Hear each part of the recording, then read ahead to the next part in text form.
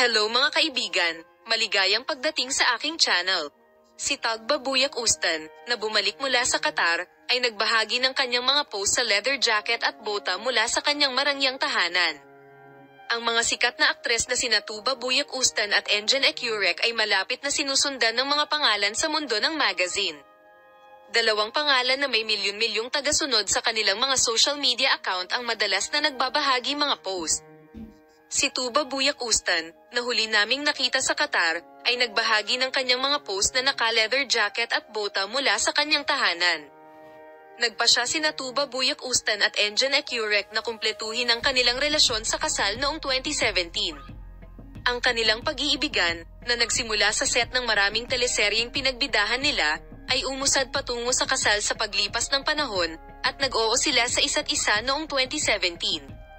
Nagpasya sina Ecurek at ang nakatatandang Ustan na magkaroon ng anak noong 2019. Natuwa sina Engin Ecurek at Tagba Buyak Ustan na magkaroon ng isang anak noong Disyembre. Nakatawag din ng atensyon ang desisyon ng mag-asawa na magkaroon ng dalawang anak.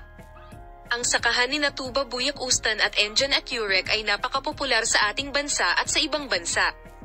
Kapansin-pansin na kitang-kita natin ang sitwasyong ito sa mga social media account ng naturang mag-asawa.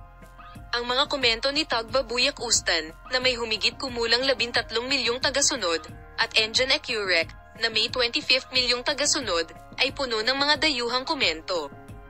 Bumisita kamakailan sa Qatar ang mag-asawang paborito ng mga dayuhan at hindi nakalimutang ibahagi ang mga sandaling iyon.